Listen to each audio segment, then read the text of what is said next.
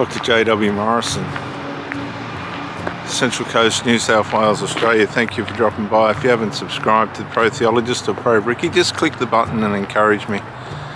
I've gotten this far with minimal encouragement, but I do thank AP and Don for their comments here and there. Thank you guys.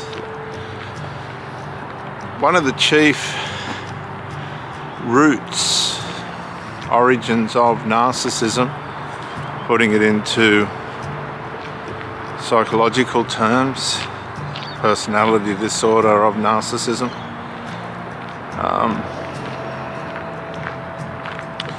is covert emotional incest, because it's when the child hasn't individuated and separated, Bachman, 95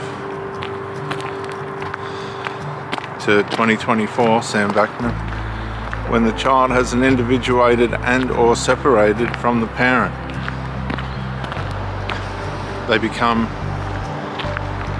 over-reliant on the parent even as an adult, and the parent becomes reliant on the child instead of a partner. So what they do is they befriend the child and indirectly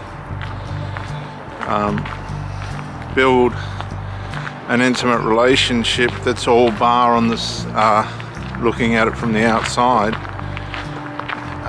physically intimate. More and more today as relationships fail, and they're failing more than ever due to alcohol, substances and these other characteristic weaknesses, downfalls or patterns of behaviour or way in which we end up. Come on, mate.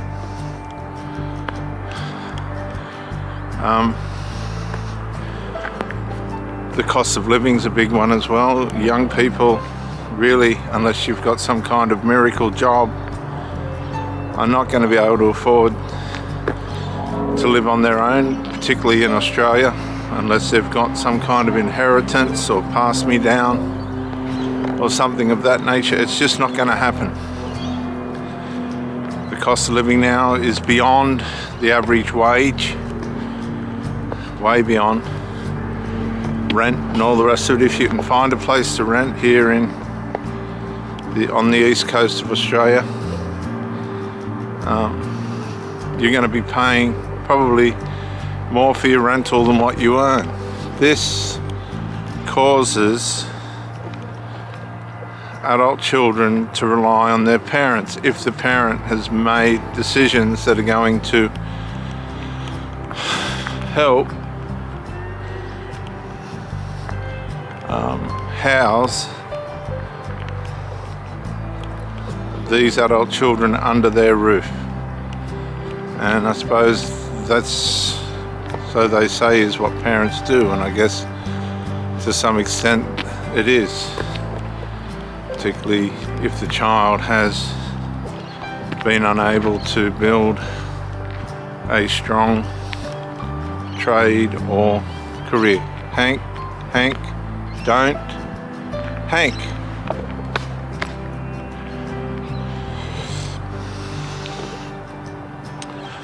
With that said, a lot of these parents will groom their children to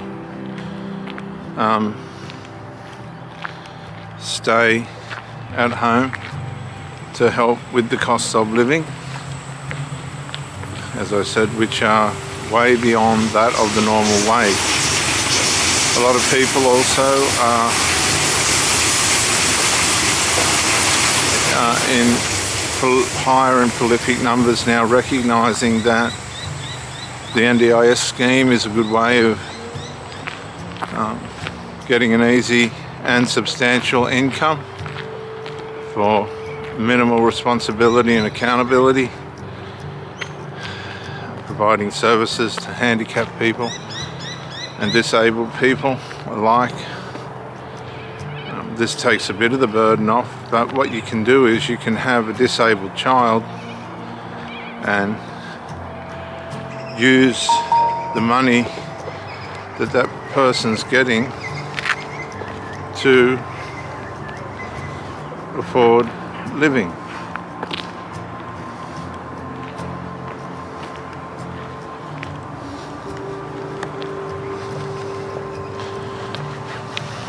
So it pays to have the children stay around.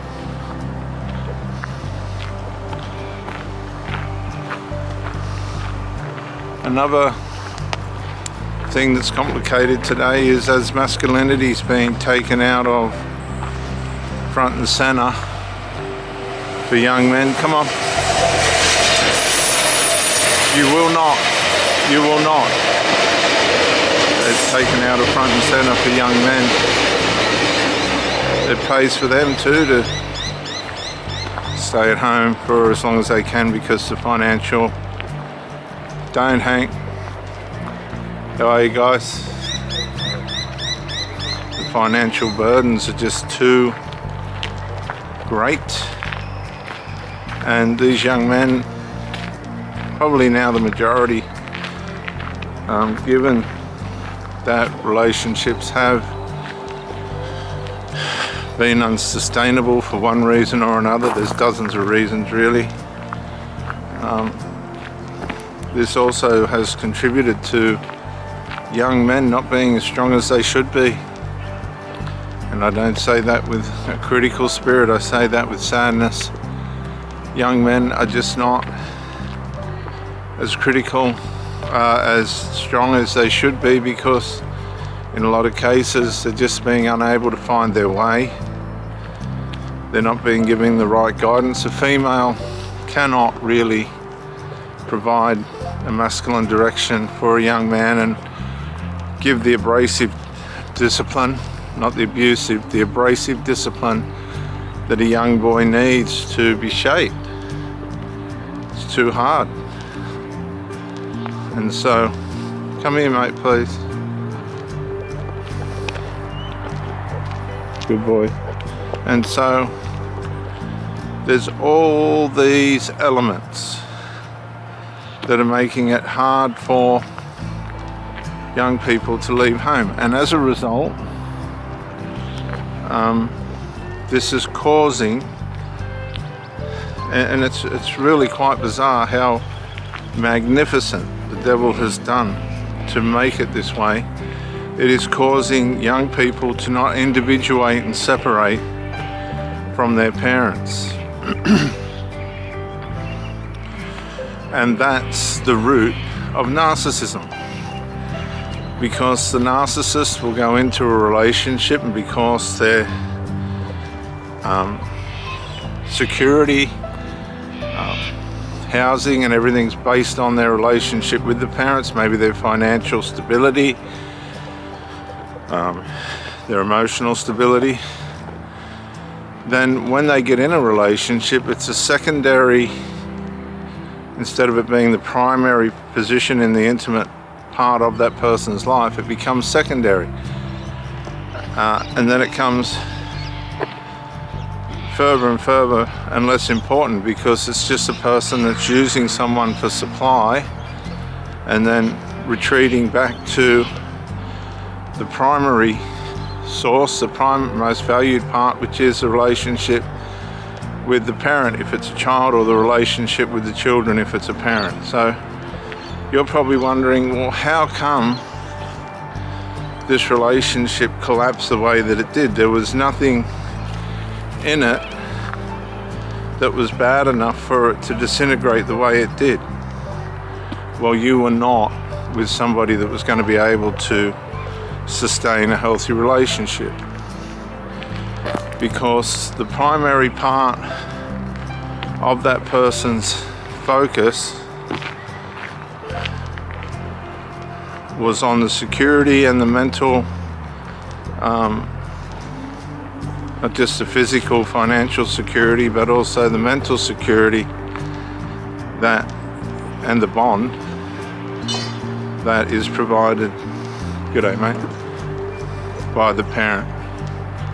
And so therefore, with all these strains and stresses, this is what causes children to stay bonded to their parents. They don't individuate and separate. They become narcissists because they cannot give the attention and maintenance and sustenance to a relationship the way that they should, because that feed is going towards the parent or the child.